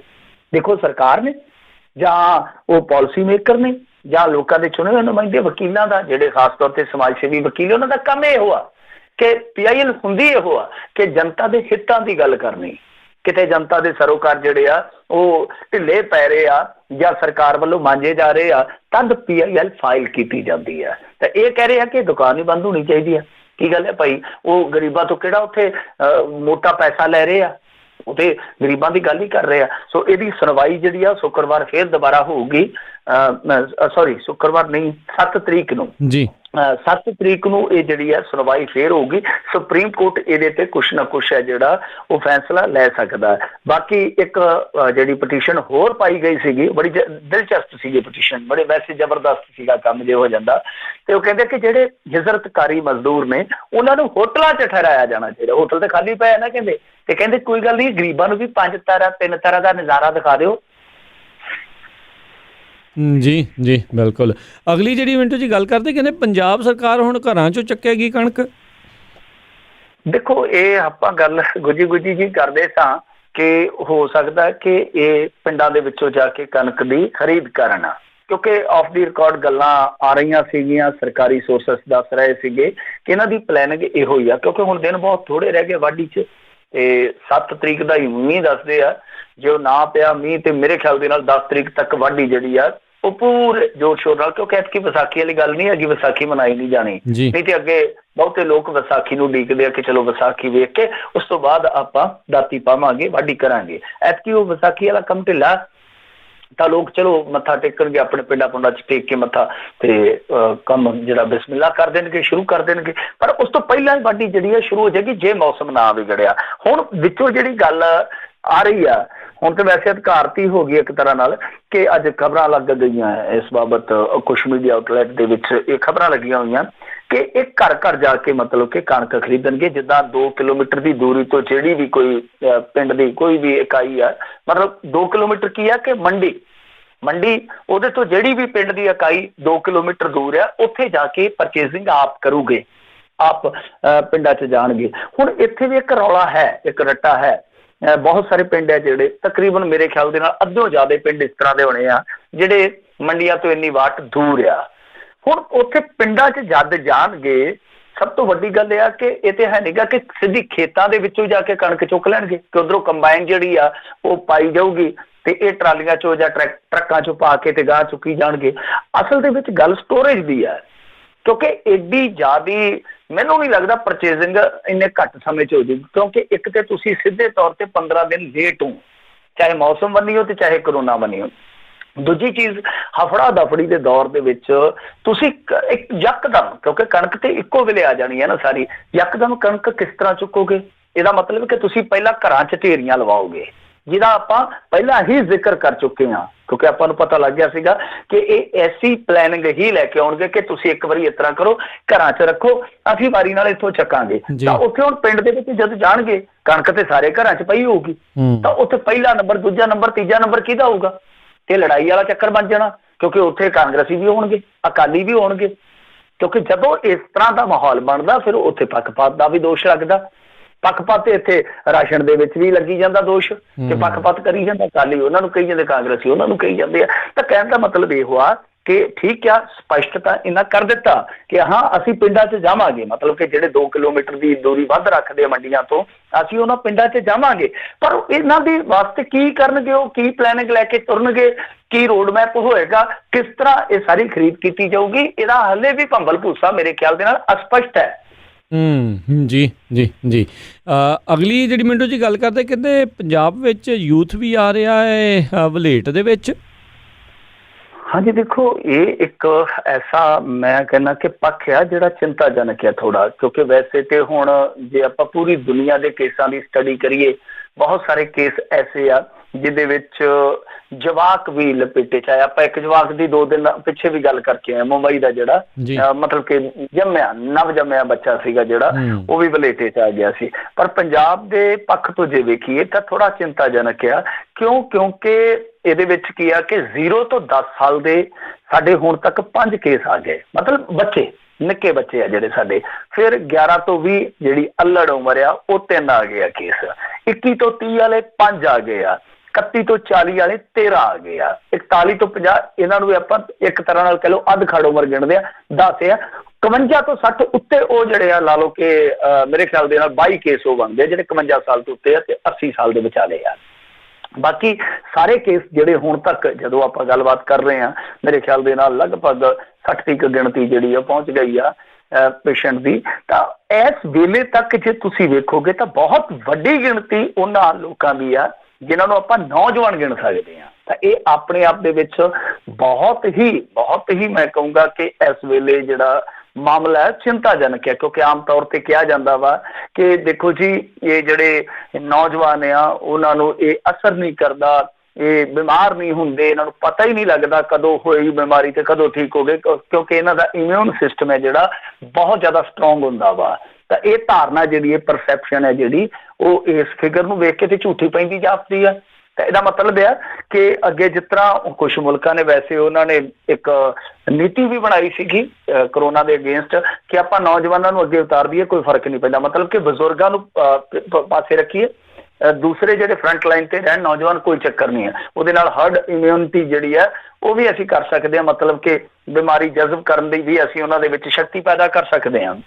ਪਰ ਜੇ ਫਿਰ ਆਪਾਂ ਇਹਨਾਂ ਕੇਸਾਂ ਨੂੰ ਸਟੱਡੀ ਕਰਕੇ ਚੱਲੀਏ ਤਾਂ ਮੇਰੇ ਖਿਆਲ ਦੇ ਨਾਲ ਪੰਜਾਬ ਦੇ ਵਿੱਚ, ਕਿਉਂਕਿ ਇਹਨਾਂ ਦੀ ਜਿਹੜੀ ਰਿਕਵਰੀ ਰੇਟ ਆ ਪੰਜਾਬ ਵਾਲਿਆਂ ਦੀ, ਉਹ ਤੇ ਬਿਲਕੁਲ ਹੀ ਘੱਟ ਆ, ਕਿਉਂਕਿ ਇੱਕ ਹੀ ਪੇਸ਼ੈਂਟ ਐਸਾ ਹੈ ਜਿਹੜਾ ਇਟਲੀ ਚੋਂ ਆਇਆ ਸੀਗਾ ਵੀਰ, ਉਹੀ ਠੀਕ ਹੋ ਕੇ ਘਰ ਪਰਤਿਆ ਵਾ, ਬਾਕੀ ਸਾਰੇ ਹਾਲੇ ਵੀ ਜ਼ੇਰੇ ਇਲਾਜ ਆ, ਕਿੰਨੇ ਦਿਨ ਹੋ ਗਿਆ। ਤਾਂ ਇਹ ਵੀ ਇੱਕ ਦੂਸਰਾ ਜਿਹੜਾ ਚਿੰਤਾਜਨਕ ਪਹਿਲੂ ਰਹੇਗਾ ਕਿ ਜਿਹੜੀ ਸਾਡੀ ਰਿਕਵਰੀ ਰੇਟ ਆ ਉਹ ਬਹੁਤ ਸਲੋ ਹਾਲੇ, ਮਤਲਬ ਕਿ ਠੀਕ ਆ ਉਹ ਹਾਲ ਦੀ ਘੜੀ ਸਿਹਤਯਾਬ ਨੇ, ਮਤਲਬ ਕਿ ਆਪਣੀ ਲੜਾਈ ਲੜ ਰਹੇ ਨੇ ਜ਼ਿੰਦਗੀ ਦੀ, ਠੀਕ ਆ। ਮੈਂ ਤੇ ਇਹ ਵੀ ਦੁਆ ਕਰਦਾ ਕਿ ਉਹ ਲੜਾਈ ਜਿੱਤਣ ਵੀ ਤੇ ਜਿੱਤ ਕੇ ਘਰ ਵੀ ਪਰਤਣ, ਪਰ ਠੀਕ ਹੋ ਕੇ, ਮਤਲਬ ਕਿ ਰਿਕਵਰ ਹੋ ਕੇ ਪੂਰੀ ਤਰ੍ਹਾਂ, ਜਿਹਨੂੰ ਆਪਾਂ ਰਿਕਵਰਡ ਪੇਸ਼ੈਂਟ ਗਿਣਦੇ ਆ, ਉਹ ਨਹੀਂ ਹਲੇ। ਜਿਸ ਤਰ੍ਹਾਂ ਕਿ ਡਾਟਾ ਆਪਾਂ ਰੋਜ਼ਾਨਾ ਲੈਂਦੇ ਕਿ 2 ਲੱਖ ਪੇਸ਼ੈਂਟ ਹੈ ਜਿਹੜਾ ਰਿਕਵਰਡ ਹੋ ਗਿਆ, ਉਹ ਕਿਹੜੇ ਆ? ਜਿਹੜੇ ਬਿਮਾਰੀ ਤੋਂ ਬਿਲਕੁਲ ਉਭਰ ਚੁੱਕੇ ਆ। ਤਾਂ ਹਾਲ ਦੀ ਘੜੀ ਇਹ ਵੀ ਇੱਕ ਚਿੰਤਾਜਨਕ ਸਬਬ ਆ ਸਾਡੇ ਵਾਸਤੇ ਕਿ ਸਾਡੀ ਰਿਕਵਰੀ ਰੇਟ ਹੈ ਜਿਹੜੀ ਉਹ ਘੱਟ ਆ, ਔਰ ਰਿਕਵਰੀ ਵੀ ਸਾਡੀ ਸਲੋ ਆ ਥੋੜੀ ਜਿਹੀ। ਤਾਂ ਇਸ ਬਾਬਤ ਵੇਖਣਾ ਪਏਗਾ, ਪਰ ਬਹੁਤ ਚਿੰਤਾਜਨਕ ਸਬਬ ਹੈ ਇਸ ਮਾਮਲੇ 'ਚ। ਜੀ ਮਿੰਟੂ ਜੀ, ਇਹਦੇ ਵਿੱਚ ਇੱਕ ਜਿਹੜੇ ਨੌਜਵਾਨਾਂ ਨੂੰ ਜਿਹੜਾ ਇਸ ਲੱਗਣ ਦਾ ਕਾਰਨ ਇੱਕ ਇਹ ਵੀ ਜਿਹੜਾ ਸਾਹਮਣੇ ਆ ਰਿਹਾ, ਬਹੁਤ ਸਾਰੇ ਸਾਇੰਸਦਾਨ ਵੀ ਤੇ ਡਾਕਟਰ ਵੀ ਕਹਿੰਦੇ, ਕਿਉਂਕਿ ਅੱਜ ਕੱਲ੍ਹ ਜਿਹੜਾ ਉਹ ਵੇਪਿੰਗ ਦਾ, ਈ ਸਿਗਰਟ ਦਾ, ਹੁੱਕੇ ਦਾ ਬਹੁਤ ਕੰਮ ਰਿਵਾਜ ਚੱਲਿਆ, ਜਿਸ ਕਰਕੇ ਆਲਰੇਡੀ ਨੌਜਵਾਨਾਂ 'ਚੋਂ ਜ਼ਿਆਦਾ ਪ੍ਰਚਲਿਤ ਆ, ਅਤੇ ਉਹਦੇ ਕਰਕੇ ਉਹਨਾਂ ਦੇ ਫੇਫੜਿਆਂ ਦੇ ਵਿੱਚ ਕਮਜ਼ੋਰੀਆਂ ਵੀ ਹੈਗੀਆਂ, ਕੋਈ ਨਾ ਕੋਈ ਬਿਮਾਰੀਆਂ ਵੀ ਆ। ਸੋ ਉਹ ਵੀ ਇੱਕ ਪੱਖ ਹੈਗਾ ਵੀ ਇਹਦੇ ਕਰਕੇ ਉਹਨਾਂ ਨੌਜਵਾਨਾਂ ਦੇ ਉੱਤੇ ਵੀ ਇਹ ਜ਼ਿਆਦਾ ਘਾਤਕ ਵੀ ਸਾਬਤ ਹੋ ਰਿਹਾ। ਇਹ ਸੇਮ ਸਿਚੁਏਸ਼ਨ ਇੱਥੇ ਅਮਰੀਕਾ ਦੇ ਵਿੱਚ ਵੀ ਆ, US ਦੇ ਵਿੱਚ ਵੀ ਹੈ, ਬਿਲਕੁਲ। ਤੇ ਸਾਡੇ ਵੀ ਸਮੋਕਿੰਗ ਕਲਚਰ ਜਿਹੜਾ ਉਹ ਬਹੁਤ ਜ਼ਿਆਦਾ ਪਸਰਿਆ। ਜੇ ਆਪਾਂ ਪਿਛਲੇ 15-20 ਸਾਲ ਤੋਂ ਵੇਖੀਏ, ਇੱਕ ਸਟੱਡੀ ਸੀਗੀ, ਪਤਾ ਨਹੀਂ ਕਿਹੜੇ ਸੰਗਠਨ ਦੀ ਸੀਗੀ, ਤੇ ਉਹਦੇ ਵਿੱਚ ਇਹ ਸੀਗਾ ਕਿ ਸਾਡੇ ਉਸ ਸਮੇਂ 30% ਵਾਲੀ ਕੈਟਾਗਰੀ 'ਚ ਰੱਖਿਆ ਸੀਗਾ, 30% ਵਾਲੀ ਸਮੋਕਿੰਗ ਦੇ ਮਾਮਲੇ 'ਚ, ਨੌਜਵਾਨੀ ਦੇ ਮਾਮਲੇ 'ਚ। ਤਾਂ ਤੁਸੀਂ ਦੇਖੋ ਕਿ ਤੀਜਾ ਹਿੱਸਾ, ਹਾਲਾਂਕਿ ਮੈਂ ਉਹਦੇ ਅੰਕੜੇ ਜਿਹੜੇ ਪ੍ਰਮਾਣਿਤ ਨਹੀਂ ਗਿਣਦਾ ਕਿਉਂਕਿ ਸਾਰੇ ਟੇਵੇ ਹੁੰਦੇ ਆ ਤੁਹਾਨੂੰ ਪਤਾ, ਪਰ ਫਿਰ ਵੀ ਇਹ ਸੱਚ ਹੈ ਨਾ, ਆਪਾਂ ਦੇਖਿਆ ਹੀ ਆ ਕਿ ਅੱਗੇ ਅਜੇ 20-25 ਸਾਲ ਪਿੱਛੇ ਚੱਲ ਜਾਈਏ ਤਾਂ ਬਹੁਤ ਘੱਟ ਸਨ ਲੋਕ ਜਿਹੜੇ ਸਮੋਕਿੰਗ ਕਰਦੇ ਸਨ, ਪਿੰਡਾਂ 'ਚ ਖਾਸ ਤੌਰ ਤੇ। ਬਟ ਹੁਣ ਕੀ ਆ ਕਿ ਇਹ ਸਿਗਰਟ ਨੋਸ਼ੀ ਦੀ ਆਦਤ ਹੈ ਜਿਹੜੀ ਉਹ ਹੇਠਲੇ ਪੱਧਰ ਤੇ ਚੱਲ ਗਈ ਆ, ਮਤਲਬ ਕਿ ਸਕੂਲਾਂ ਕਾਲਜਾਂ ਤੱਕ ਵੀ ਆ, ਔਰ ਕਈ ਬੱਚੇ ਤੇ ਜਿਹੜੇ ਬਚਪਨ 'ਚ ਹੀ ਬੀੜੀਆਂ ਸਿਗਰਟ ਪੀਣ ਲੱਗ ਪੈਂਦੇ ਆ। ਤੇ ਬਿਲਕੁਲ ਤੁਹਾਡੀ ਗੱਲ ਸਹੀ ਆ, ਇਹ ਇੱਕ ਇਸ ਵੇਲੇ ਪ੍ਰਮਾਣਿਤ ਤੱਥ ਆ ਕਿ ਜਿਹੜੇ ਲੋਕ ਸਮੋਕਿੰਗ ਕਰਦੇ, ਖਾਸ ਤੌਰ ਤੇ ਈ ਸਿਗਰਟ ਜਾਂ ਹੁੱਕਾ ਪੀਂਦੇ ਆ, ਕਿਉਂਕਿ ਉਹ ਫੇਫੜੇ ਤਾਂ ਪਹਿਲਾਂ ਹੀ ਤੁਹਾਨੂੰ ਪਤਾ ਥੋੜੇ ਕਮਜ਼ੋਰ ਹੋ ਜਾਂਦੇ ਆ, ਤੇ ਬਿਮਾਰੀ ਹੀ ਫੇਫੜਿਆਂ ਨੂੰ ਫੜਦੀ ਹੈ। ਸੋ ਇਸ ਕਰਕੇ ਬਿਲਕੁਲ ਤੁਹਾਡੀ ਗੱਲ ਸਹੀ ਆ ਕਿ ਨੌਜਵਾਨ ਜਿਹੜੇ ਆ ਸ਼ਾਇਦ ਬਲਿਟਿਕ ਤਾਂ ਜ਼ਿਆਦਾ ਵੀ ਆ ਰਹੇ ਆ। ਜੀ ਅਗਲੀ ਗੱਲ ਕਰਦੇ ਜਾਈਏ ਮਿੰਟੂ ਜੀ, ਤੇ ਕਹਿੰਦੇ ਨਸ਼ਾ ਨਾ ਮਿਲਣ ਦੇ ਚੱਲਦਿਆਂ ਨਸ਼ੇੜੀ ਨੇ ਕੀਤੀ ਹੁਣ ਖੁਦਕੁਸ਼ੀ। ਹੁਣ ਇੱਕ ਇਸ ਦਾ ਇਹ ਵੀ ਪੱਖ ਆ ਸਾਹਮਣੇ। ਹਾਂ ਬਿਲਕੁਲ, ਇਹ ਚਿੰਤਾਜਨਕ ਮਾਮਲਾ ਹੈ, ਕਿਉਂਕਿ ਦੇਖੋ ਆਪਾਂ ਪਹਿਲਾਂ ਹੀ ਵੇਖਿਆ ਸੀਗਾ ਇਸ ਮਾਮਲੇ ਨੂੰ ਕਿ ਜਦ ਸਖਤਾਈ ਹੋਈ ਸੀਗੀ ਪਿਛਲੀ ਮਰਤਬਾ ਜਦੋਂ ਕੈਪਟਨ ਸਰਕਾਰ ਆਈ ਸੀ, ਤਾਂ ਉਸ ਵੇਲੇ ਵੀ ਮੁੰਡੇ ਮਰਨੇ ਸ਼ੁਰੂ ਹੋ ਗਏ ਸੀਗੇ, ਮੁੰਡਿਆਂ ਨੇ ਫਾਹ ਲੈਣੇ ਸ਼ੁਰੂ ਕਰ ਦਿੱਤੇ ਸੀ, ਦਵਾਈਆਂ ਪੀਣੀਆਂ ਸ਼ੁਰੂ ਕਰ ਦਿੱਤੀਆਂ ਸੀ। ਉਹਦਾ ਕਾਰਨ ਇਹ ਕਿ ਨਸ਼ਾ ਨਹੀਂ ਮਿਲਦਾ, ਤੋੜ ਜਿਹੜੀ ਆ ਬਰਦਾਸ਼ਤ ਨਹੀਂ ਹੁੰਦੀ ਹਰੇਕ ਬੰਦੇ ਦੀ। ਦੇਖੋ ਆਪਾਂ ਕਹਿ ਤੇ ਦਿੰਦੇ ਆ ਕਿ ਲੈ ਐ ਕੋਈ ਨਸ਼ੇ ਖੋਣੋਂ ਮਰ ਚੱਲਿਆ, ਹਰੇਕ ਬੰਦੇ ਦੀ ਨਾ ਆਪਣੀ ਬੌਧਿਕ ਸਮਰੱਥਾ ਹੁੰਦੀ ਆ, ਉਹਦੀ ਜਿੱਦਾਂ ਕਹਿ ਲਈਏ ਟੋਲਰੈਂਸ ਪਾਵਰ ਜਿਹੜੀ ਆ ਉਹ ਹਰੇਕ ਬੰਦੇ ਦੀ ਇੱਕ ਵੱਖਰੀ ਹੁੰਦੀ ਆ। ਪਰ ਹਰੇਕ ਬੰਦਾ ਜਿਹੜਾ ਉਹ ਕਈ ਵਾਰ ਇਹੋ ਜਿਹੀਆਂ ਦੁੱਖ ਤਕਲੀਫਾਂ ਨੂੰ ਟੋਲਰੈਂਸ ਨਹੀਂ ਕਰ ਪਾਉਂਦਾ, ਚਾਹੇ ਉਹ ਘਰੇਲੂ ਹੋਣ, ਚਾਹੇ ਉਹ ਨਸ਼ੇ ਦੇ ਪੱਖ ਤੋਂ ਹੋਣ, ਸਮਾਜਿਕ ਪੱਖ ਤੋਂ ਹੋਣ, ਕਿਸੇ ਵੀ ਪੱਖ ਤੋਂ ਹੋਣ। ਤਾਂ ਬਹਰਹਾਲ ਇਹ ਮਾਮਲਾ ਜਿਹੜਾ ਉਹ ਹੈਗਾ ਮੇਰੇ ਖਿਆਲ ਦੇ ਨਾਲ ਫਤਿਹਗੜ੍ਹ ਸਾਹਿਬ ਜ਼ਿਲ੍ਹੇ ਦਾ, ਤੇ ਜਿੱਥੇ ਇੱਕ ਟਰੱਕ ਡਰਾਈਵਰ ਹੈ ਜਿਹੜਾ ਉਹ ਘਰੇ ਕਹਿ ਕੇ ਕਹਿੰਦਾ ਕਿ ਤੜਫ ਕੇ ਮਰੂੰਗਾ, ਤੇ ਤੁਸੀਂ ਵੇਖ ਕੇ ਦੁਖੀ ਹੋ ਗਏ, ਇਹਦੇ ਨਾਲ ਚੰਗਾ ਕਿ ਮੈਂ ਚੱਲਿਆ ਜੇ। ਤੇ ਉਸ ਤੋਂ ਬਾਅਦ ਉਹਨੇ ਨਹਿਰ ਦੇ ਵਿੱਚ ਛਾਲ ਮਾਰ ਦਿੱਤੀ, ਕਿਉਂਕਿ ਨਾਲੇ ਤੇ ਰੋਟੀ ਬੰਨ੍ਹੀਓ ਤੰਗ ਸੀਗਾ ਤੇ ਦੂਸਰਾ ਨਸ਼ਾ ਨਹੀਂ ਸੀ ਮਿਲ ਰਿਹਾ, ਤਾਂ ਉਹਨੇ ਜਾ ਕੇ ਖੁਦਕੁਸ਼ੀ ਕਰ ਲਈ ਆ। ਖੁਦਕੁਸ਼ੀਆਂ ਤੋਂ ਮੈਨੂੰ ਚੇਤਾ ਆ ਗਿਆ, ਸਠਿਆਲਾ ਪਿੰਡ ਦੇ ਵਿੱਚ ਬੀਤੇ ਰੋਜ਼ ਇੱਕ ਜੋੜੇ ਨੇ ਖੁਦਕੁਸ਼ੀ ਕੀਤੀ ਹੈ, ਔਰ ਕਮਾਲ ਦੀ ਗੱਲ ਹੈ ਕਿ ਉਹਦੇ ਚ ਇੱਕ ਸਾਬਕਾ ਟੀਚਰ ਸੀ, ਬੀਬੀ ਸ਼ਾਇਦ ਸਾਬਕਾ ਟੀਚਰ ਸੀਗੀ। ਤਾਂ ਤੁਸੀਂ ਦੇਖੋ ਉਹਨਾਂ ਨੇ ਜਿਹੜਾ ਸੁਸਾਈਡ ਨੋਟ ਲਿਖਿਆ ਉਹਦੇ 'ਚ ਕਰੋਨਾ ਨੂੰ ਵੀ ਵਜ੍ਹਾ ਦੱਸਿਆ ਕਿ ਅਸੀਂ ਬਹੁਤ ਭਾਰੀ ਦਬਾਅ 'ਚ, ਬਹੁਤ ਮਾਨਸਿਕ ਦਬਾਅ 'ਚ ਹਾਂ। ਤਾਂ ਹੋ ਸਕਦਾ ਕਿਉਂਕਿ ਦਿੱਲੀ 'ਚੋਂ ਆਏ ਸਨ, ਉਹਨਾਂ ਦੀ ਬੇਟੀ ਵਿਆਹੀ ਸੀ, ਹੋ ਸਕਦਾ ਕੋਈ ਉਹਨਾਂ ਨੂੰ ਲਾਗ ਦੀ ਕੋਈ ਲੱਛਣਬਾਜ਼ੀ ਦੀ ਹੋਵੇ ਜਾਂ ਵੈਸੇ ਹੀ ਕਿਤੇ ਮਾਨਸਿਕ ਦਬਾਅ 'ਚ ਆ ਗਏ। ਤਾਂ ਇਹ ਸਾਨੂੰ ਇਸ ਪੱਖ ਤੋਂ ਸੁਚੇਤ ਰਹਿਣ ਦੀ ਜ਼ਰੂਰਤ ਆ ਕਿ ਇੱਕ ਤੇ ਆ ਕਿ ਕਰੋਨਾ ਜਿਹੜਾ ਉਹ ਇਸ ਵੇਲੇ ਇੱਕ ਬਹੁਤ ਵੱਡਾ ਪੈਨਿਕ ਬਣਿਆ ਪਿਆ। ਦੂਜੀ ਚੀਜ਼ ਇਹ ਆ ਕਿ ਜਿਸ ਤਰ੍ਹਾਂ ਸਖਤਾਈ ਹੋਈ ਆ, ਨਸ਼ੇੜੀਆਂ ਨੂੰ ਸੰਭਾਲਣ ਵਾਸਤੇ ਵੀ ਨੀਤੀ ਜਿਹੜੀ ਆ ਹੁਣ ਚਾਉਣੀ ਚਾਹੀਦੀ ਆ, ਕਿਉਂਕਿ ਤੁਸੀਂ ਉਹਨਾਂ ਨੂੰ ਨਹੀਂ ਛੱਡ ਸਕਦੇ, ਉਹ ਵੀ ਸਮਾਜ ਦਾ ਹੀ ਹਿੱਸਾ ਨੇ, ਉਹਨਾਂ ਨੂੰ ਮਰਨ ਲਈ ਨਹੀਂ ਛੱਡ ਸਕਦੇ ਤੁਸੀਂ। ਕਈਆਂ ਦੇ ਘਰ ਉਹਨਾਂ ਤੇ ਡਿਪੈਂਡ ਕਰਦੇ ਆ, ਤਾਂ ਜ਼ਰੂਰ ਇੱਧਰ ਵੀ ਸੋਚਣ ਵਿਚਾਰਨ ਦੀ ਜ਼ਰੂਰਤ ਆ। ਜੀ ਜੀ, ਅਗਲੀ ਗੱਲ ਕਰੀਏ ਤਾਂ ਕਹਿੰਦੇ ਲੁਧਿਆਣੇ ਦੇ ਉਦਯੋਗਪਤੀਆਂ ਨੇ ਵੈਂਟੀਲੇਟਰ ਦੇ ਬਾਰੇ ਸੋਚਿਆ। ਨਹੀਂ, ਬਹੁਤ ਖੂਬ ਉਦਯੋਗਪਤੀ ਬਿਲਕੁਲ ਉਹ ਸ਼ਾਇਦ ਇਸ ਜ਼ਿੰਮੇਵਾਰੀ ਨੂੰ ਸਮਝਦੇ ਆ ਕਿ ਸਾਡੇ ਕਾਰੋਬਾਰ ਜਿਹੜੇ ਉਹ ਲੋਕਾਂ ਦੇ ਨਾਲ ਹੀ ਆ, ਇਸ ਸਟੇਟ ਦੇ ਨਾਲ ਹੀ, ਇਸ ਦੇਸ਼ ਦੇ ਨਾਲ ਹੀ ਆ। ਜੇ ਲੋਕ ਨਾ ਰਹਿਣਗੇ, ਪੰਜਾਬ ਨਾ ਰਹੂਗਾ ਤਾਂ ਸਾਡੇ ਉਦਯੋਗ ਕਿੱਥੋਂ ਚੱਲੂਗੇ। ਤਾਂ ਬਹੁਤ ਵਧੀਆ ਕੰਮ ਕੀਤਾ ਉਹਨਾਂ ਨੇ। ਮੇਰੇ ਖਿਆਲ ਦੇ ਨਾਲ 30 ਵੈਂਟੀਲੇਟਰ ਜਿਹੜੇ ਆ ਉਦਯੋਗਪਤੀਆਂ ਨੇ, ਲੁਧਿਆਣੇ ਦੇ ਉਦਯੋਗਪਤੀਆਂ ਨੇ ਦਾਨ ਦੇਣ ਦਾ ਐਲਾਨ ਕੀਤਾ ਵਾ, ਜਿਹੜੀਆਂ ਬਣਨਗੀਆਂ ਮੇਰੇ ਖਿਆਲ ਦੇ ਨਾਲ ਇਹ ਸਾਰੀਆਂ ਕੀਮਤਾਂ ਤਕਰੀਬਨ 1.5 ਕਰੋੜ। ਸੋ 100 ਉਦਮੀ ਆ ਜਿਨ੍ਹਾਂ ਨੇ ਇਹ ਨੇਕ ਉਦਮ ਕੀਤਾ ਤੇ ਬਹੁਤ ਵਧੀਆ, ਮੈਂ ਕਹੂੰਗਾ ਕਿ ਬਹੁਤ ਸ਼ਲਾਘਾਯੋਗ ਕਾਰਜ ਆ। ਦੇਖੋ, ਮੈਂ ਪਹਿਲਾਂ ਹੀ ਇਹ ਮੁੱਦਾ ਚੁੱਕਦਾ ਰਿਹਾ ਕਿ ਸਾਡੇ ਇੱਥੇ ਦੇ ਜਿਹੜੇ ਹੈਗੇ ਪੋਲੀਟੀਸ਼ੀਅਨ ਜਿਹੜੇ ਇਸ ਵੇਲੇ ਬੈਠੇ ਆ ਸਦਨ ਦੇ ਵਿੱਚ, ਅਸੈਂਬਲੀ 'ਚ, ਰਾਜ ਕਰਮਵੀਰ ਜੀ ਉਹਨਾਂ ਦੇ ਵਿੱਚੋਂ 80% ਕਰੋੜਪਤੀ ਨੇ। 80% 117 'ਚ 80% ਕਰੋੜਪਤੀ ਨੇ। ਫਿਰ ਸਾਡੇ ਇੱਥੇ ਇਹੋ ਜਿਹੇ ਵੀ ਕਈ ਕਾਰੋਬਾਰੀ ਆ ਜਿਨ੍ਹਾਂ ਨੂੰ ਕੈਬਨਿਟ ਦਾ ਰੈਂਕ ਦੇ ਦਿੱਤਾ ਜਾਂਦਾ ਹੈ। ਯਾਦ ਹੈ ਨਾ ਤੁਹਾਨੂੰ, ਬਹੁਤ ਸਾਰੇ ਕਾਰੋਬਾਰੀ ਆ। ਫਿਰ ਤੁਹਾਡੇ ਇੱਧਰੋਂ ਕਈ ਜਾਂਦੇ ਅਮਰੀਕਾ, ਕੈਨੇਡਾ 'ਚੋਂ, ਜਿਨ੍ਹਾਂ ਨੂੰ ਸਟੇਟ ਗੈਸਟਾਂ ਦਾ ਦਰਜਾ ਦਿੱਤਾ ਜਾਂਦਾ ਹੈ। ਕਿ ਅੱਜ ਦੀ ਘੜੀ, ਕਿਉਂਕਿ ਸਾਰੇ ਲੋਕਾਂ ਦੇ ਪੈਰੋਂ ਹੀ ਆ ਨਾ, ਲੋਕਾਂ ਦੇ ਪੈਰੋਂ ਹੀ ਆ। ਜੇ ਕਰੋੜਪਤੀ ਅੱਜ ਅਸੈਂਬਲੀਆਂ 'ਚ ਬੈਠੇ ਆ, ਲੋਕ ਦੇ ਪੈਰੋਂ ਆ।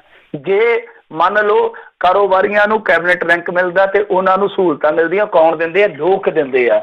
ਜੇ ਇੱਥੋਂ ਬਾਹਰ ਲੈ ਜਾਂਦੇ ਆ ਕੁਛ ਚਾਪਲੂਸ ਟਾਈਪ ਲੋਕ ਜਿਹੜੇ ਮੀਡੀਆ ਨਾਲ ਵੀ ਜੁੜੇ ਹੁੰਦੇ ਆ, ਤਾਂ ਉਹਨਾਂ ਨੂੰ ਜਿਹੜੇ ਸਟੇਟ ਗੈਸਟ ਦੇ ਦਰਜੇ ਦਿੱਤੇ ਜਾਂਦੇ ਆ, ਉਹ ਵੀ ਲੋਕਾਂ ਦੇ ਪੈਸਿਆਂ ਨਾਲ ਦਿੱਤੇ ਜਾਂਦੇ ਆ। ਐਸ਼ੋ ਇਸ਼ਰਤ ਦਾ ਸਾਰਾ ਇੰਤਜ਼ਾਮਾਤ ਜਿਹੜਾ ਹੁੰਦਾ ਹੈ ਉਹ ਲੋਕ ਕਰਦੇ ਆ। ਤੇ ਜੇ ਅੱਜ ਲੋਕ ਸੰਕਟ ਦੀ ਘੜੀ 'ਚ ਆ, ਇਹਨਾਂ ਦੀ ਸਰਕਾਰ ਨਿਕੰਮੀ, ਨਾਕਾਮ ਸਾਬਤ ਹੋਈ ਆ, ਵੈਂਟੀਲੇਟਰ ਤੱਕ ਨਹੀਂ ਇਕੱਠੇ ਕਰ ਸਕੀ 2.5 ਕਰੋੜ 3 ਕਰੋੜ ਆਬਾਦੀ ਵਾਸਤੇ 100-125 ਵੈਂਟੀਲੇਟਰ ਲਈ ਫਿਰਦੀ ਆ। ਤਾਂ ਜੇ ਅੱਜ ਦੁੱਖ ਦੀ ਘੜੀ ਦੇ ਵਿੱਚ ਜ਼ਰੂਰਤ ਆ ਤਾਂ ਇਹਨਾਂ ਲੋਕਾਂ ਨੂੰ ਸਭ ਤੋਂ ਪਹਿਲਾਂ ਅੱਗੇ ਆਉਣਾ ਚਾਹੀਦਾ। ਜਦੋਂ ਇਹ ਅੱਗੇ ਆਉਣਗੇ, ਇੱਕ ਉਦਾਹਰਨ ਸੈੱਟ ਕਰਨਗੇ, ਤਾਂ ਫਿਰ ਜਿਹੜੇ ਦੂਸਰੇ ਲੋਕ ਆ, ਜਿਹੜੇ ਦਿਆਨਤਦਾਰ ਲੋਕ ਆ, ਜਿਨ੍ਹਾਂ ਨੂੰ ਪਰਮਾਤਮਾ ਨੇ ਬਹੁਤ ਦਿੱਤਾ, ਫਿਰ ਉਹ ਵੀ ਅੱਗੇ ਆਉਣਗੇ ਕਿ ਹਾਂ ਅਸੀਂ ਕਰੀਏ। ਪਰ ਇਹਦੇ ਵਿੱਚ ਕੀ ਆ ਕਿ ਸਰਕਾਰ ਨੇ ਜੋ ਹੁਣ ਤੱਕ ਕੀਤਾ, ਚਾਹੇ ਕੋਈ ਵੀ ਸਰਕਾਰ ਹੋਵੇ, ਮੈਂ ਕਿਸੇ ਪਾਰਟਿਕੂਲਰ ਸਰਕਾਰ ਦਾ ਨਾਮ ਨਹੀਂ ਲਊਂਗਾ, ਕਿਉਂਕਿ ਜੋ ਵੀ ਹੁਣ ਤੱਕ ਹੈ ਉਹ ਸਾਰਿਆਂ ਦੀ ਰਲੀ ਮਿਲੀ ਭੁਗਤੀ ਆ। ਤਾਂ ਜੇ ਆਪਾਂ ਦੇਖੀਏ, ਸਰਕਾਰਾਂ ਨੇ ਤੇ ਇਸ ਵੇਲੇ ਮੰਨ ਲਿਆ, ਇਸ ਵੇਲੇ ਮੋਹਰ ਲਾ ਦਿੱਤੀ ਕਿ ਅਸੀਂ ਹੁਣ ਤੱਕ ਤੁਹਾਡੇ ਲਈ ਕੁਛ ਨਹੀਂ ਕੀਤਾ।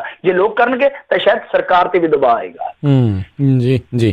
ਤੇ ਮਿੰਟੂ ਜੀ, ਬਹੁਤ ਬਹੁਤ ਤੁਹਾਡਾ ਧੰਨਵਾਦ ਕਰਦੇ ਹਾਂ, ਤੁਸੀਂ ਸਾਡੇ ਨਾਲ ਜੁੜੇ, ਇਹਨਾਂ ਖਬਰਾਂ ਬਾਰੇ ਤੁਸੀਂ ਜਾਣਕਾਰੀ ਦਿੱਤੀਆਂ। ਅਗਲੀ ਵਾਰ ਤੱਕ ਲਈ ਬੜੀ ਮਿਹਰਬਾਨੀ। ਪਿਆਰ ਭਰੀ ਸਤਿ ਸ੍ਰੀ ਅਕਾਲ ਜੀ। ਸਤਿ ਸ੍ਰੀ ਅਕਾਲ ਜੀ। ਤੇ ਸਰੋਤਿਓ, ਇੱਥੇ ਹੀ ਸਾਡਾ ਅੱਜ ਦਾ ਪ੍ਰੋਗਰਾਮ ਸਮਾਪਤ ਹੈ। ਮਿਲਦੇ ਹਾਂ ਅਗਲੀ ਵਾਰ। ਉਦੋਂ ਤੱਕ ਲਈ ਮੇਰੇ ਵੱਲੋਂ ਵੀ ਸਭ ਨੂੰ ਪਿਆਰ ਸਤਿਕਾਰ ਸਹਿਤ ਸਤਿ ਸ੍ਰੀ ਅਕਾਲ। ਜਿਉਂਦੇ ਵਾਸਤੇ ਰਹੋ, ਹੱਸਦੇ ਖੇਲਦੇ ਰਹੋ, ਸੁਣਦੇ ਰਹੋ ਜੀ ਪੰਜਾਬੀ ਰੇਡੀਓ USA।